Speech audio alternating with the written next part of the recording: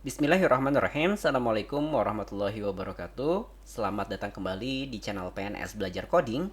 Untuk pertemuan kali ini kita akan membahas mengenai box model. Apa itu box model? Box model adalah bagaimana sebuah elemen ditampilkan pada halaman web dan bagaimana ukurannya. Di dalam CSS sendiri, tiap-tiap elemen itu dianggap sebagai sebuah box. Jadi semua yang kita lihat, baik itu div, p, footer, body, heading 1, heading 2 sampai heading 5, itu semuanya dianggap sebuah box. Apa sih maksudnya semua elemen itu sebagai box? Kita coba lihat, saya buka halaman Republika. Nah, di halaman Republika ini kita klik kanan, kemudian coba inspect elemen. Nah, kalau kita lihat masing-masing ini dianggap sebuah kotak. Ini kotak, kotak, kotak, ini juga kotak, kotak, dan lain sebagainya, semuanya kotak. Bisa lebih jelas lagi kalau misalkan semua elemen ini kita kasih border. Misalkan saya akan tambahkan border di sini. Semua elemen pakai universal selector, masih ingat? Ini adalah universal selector. Jadi semua elemen itu kita akan tambahkan border solid 5 pixel, warnanya blue misalkan. Nah, coba teman-teman lihat, semua elemen sekarang sudah ada bordernya. Dengan mengisi border ini, kita bisa melihat semua elemen ini ternyata dianggap oleh CSS adalah sebuah kotak. Nah, kemudian setiap box ini memiliki margin, border, padding, dan kontennya masing-masing. Kalau kita lihat di proyek kita terakhir, kita coba klik kanan lagi, kemudian inspect elemen, kemudian kita arahkan di sini misalkan. Coba lihat, ini adalah box modelnya. Di sini ada konten, ditandai dengan warna biru. Kemudian ada padding, ditandai dengan warna hijau, dan dia paddingnya adalah 10. Kemudian ada border yang warna ungu, tebalnya adalah 5 pixel. Dan yang terakhir ada margin 20 pixel. Jadi seluruh elemen itu punya konten, padding, border, dan marginnya masing-masing. Walaupun tidak semua elemen harus memiliki padding, border, maupun margin. Padding, border, dan margin biasanya adalah optional. Dan konten sendiri tidak harus teks, bisa juga berupa gambar, video, dan lain sebagainya. Jadi sekali lagi, di sini ada konten, kemudian ada padding, kemudian ada border, dan ada margin yang memisahkan satu elemen dengan elemen yang lainnya. Nah, pertanyaannya adalah ketika saya menentukan tinggi dan juga lebarnya, tinggi dan lebar elemen itu yang mana? Apakah yang ini saja, ini tinggi, kemudian ini lebar, ataukah dengan tambahan paddingnya atau tambahan bordernya? Nah, ini akan terjawab dari box model ini. Ada dua tipe box model, yaitu content box dan yang kedua adalah border box. Secara default, semua elemen itu defaultnya adalah content box. Artinya apa?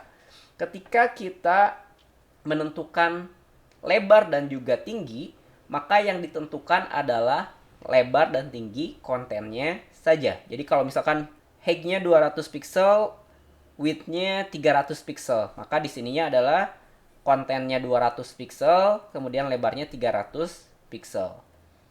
Sedangkan padding dan border itu akan menambah keseluruhan elemen. Jadi total lebar elemen adalah lebar dari kontennya ditambah padding ditambah border. Maka hasilnya adalah 300 untuk lebar, kemudian paddingnya 15 kiri dan 15 kanan, berarti di sini 15, di sini 15, berarti 330 ditambah bordernya 10 pixel tambah 10 pixel. 10 pixel tambah 10 pixel. Jadi total elemennya adalah 350 pixel. Berbeda kalau kita menentukan width-nya ini dengan box sizingnya adalah border box. Ini yang kedua ya.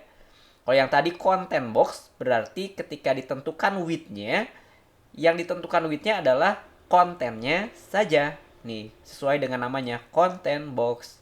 Sedangkan yang border box, ketika kita tentukan width-nya, maka keseluruhan ini jumlahnya adalah 300 pixel. Nanti konten dan padding dan juga border akan menyesuaikan. Karena di sini paddingnya sudah ditentukan, bordernya juga sudah ditentukan, nanti kontennya yang akan menyesuaikan. Intinya, kalau kita menggunakan content box secara default, ketika menentukan width dan juga height-nya, dia hanya menentukan kontennya saja. Sedangkan untuk border box, ketika kita tentukan width dan juga height, dia sudah include border, padding maupun konteksnya. Kita akan coba lihat nanti di praktek. Oke, kita buka Visual Studio-nya, kemudian kita buat file baru, klik yang ini, kemudian 18 tentang box model.html. Kemudian untuk memberikan struktur HTML-nya kita kasih tanda pentung, kemudian enter. Dan di sini kita buat 3 div. Kemudian div yang pertama ID-nya adalah main content. Kemudian yang kedua ID-nya adalah kotak 1 dan yang ketiga ID-nya adalah kotak 2. Kemudian di sini kita berikan style ID main content. Saya beri width sebanyak 500 pixel. Kemudian dengan background color warnanya light blue. Kemudian untuk kotak 1 saya kasih width-nya setengahnya dari 500, kita kasih 250 pixel saja. Kemudian background color-nya kita kasih warna light pink. Kemudian kotak 2 kita kasih width-nya juga sama 250 pixel. Kemudian background color-nya kita kasih yang like sky blue misalkan. Kemudian kita save, kita klik kanan, show preview. Maka hasilnya seperti ini, belum ada apa-apanya. Kita misalkan isi dulu ini main content misalkan. Kemudian kotak 1, ini kotak 2. Ya, sudah terlihat ya. Nah, kalau kita perhatikan, yang ini kan 500 pixel, sedangkan yang ini 250 pixel, yang ini 250 pixel. Saya ingin kotak 2 ini bersebelahan dengan kotak 1. Bagaimana caranya? Caranya adalah dengan menambahkan display-nya adalah inline box. Karena div ini secara default adalah blok, sedangkan blok ini secara default dia akan membuat elemen selanjutnya ada di bawahnya. Kalau kita ingat kembali, tag div ini secara default mempunyai display block. Dan display block ini mempunyai sifat dia memulai baris baru, kemudian bisa diatur lebarnya. Sehingga agar dia tidak memulai dengan garis baru, kita harus ubah dulu display-nya jadi inline blocks. Kita ubah kotak 1 ini display-nya jadi inline block. Kotak 2 juga kita ubah display-nya jadi inline block juga. Kemudian kita lihat sekarang kotak 1 maupun kotak 2 sudah berdampingan. Cuman di sini ada ruangan kosong. Ruangan kosong ini karena dari div kotak 1 ini ke kotak 2 ada rongga kosong. Nih, berarti kita harus hapus dulu.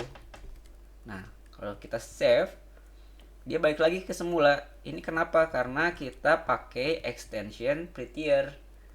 Jadi kita harus dimatiin dulu nih si prettiernya. Kita disable, restart extension, kemudian kita hapus ruang kosongnya sehingga berdampingan kayak gini. Kalau kita save, sekarang dia gak balik lagi ke bawah karena prettiernya sudah dimatikan. Sekarang sudah nggak ada kotak kosongnya, dan kalau kita lihat secara kasat mata bahwa lebar kotak 1 ditambah lebar kotak 2 sama persis dengan main kontennya ya. Karena di sini 250 tambah 250 sama dengan 500 pixel. Kemudian kalau kotak ini kita pindahkan ke dalam main konten, apakah cukup si kotak 1 dan kotak 2-nya dalam satu baris? Kita coba ya. Kita select, kemudian cut. Ini hilangkan dulu biar nggak bingung. Kemudian di sini kita tambahkan BR untuk menambahkan baris baru.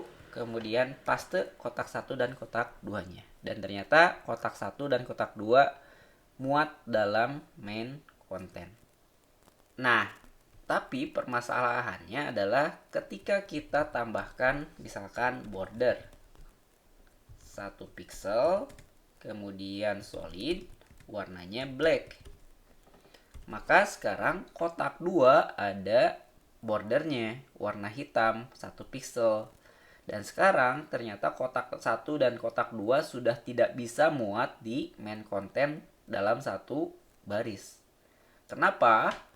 Karena sekarang kotak 1 total lebarnya adalah 250 pixel.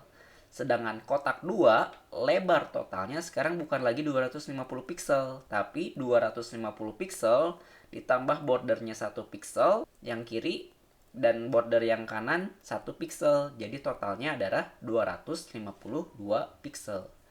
Kalau kita lihat kembali di PowerPoint kita, konten box ini defaultnya untuk total lebar elemen adalah width tambah padding tambah border. Karena di sini nggak ada padding, berarti cuman si width tambah border. Dan hasilnya kita tambahkan ya. Tambahkan keterangan biar enak.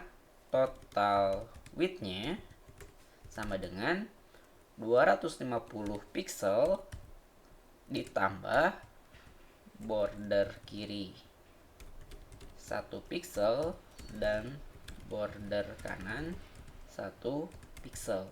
Jadi totalnya adalah 252. Kita akan coba cek apakah betul. Kita copy path-nya, kemudian kita buka browsernya dan kita paste di sini. Kemudian kita klik kanan inspect element. Coba lihat bahwa yang kotak 1 dia lebarnya 250 dengan tinggi 18,5. Tapi lihat di kotak 2 lebarnya adalah 252 karena 250 konten tambah 1 pixel border kiri dan 1 pixel border kanan. Jadi totalnya 252. Sedangkan kalau kita lihat di stylenya, nah di stylenya si kontennya 250, paddingnya nggak ada, bordernya 1. Border kiri 1, border kanan 1. Jadi 250 tambah 1 tambah 1, 252.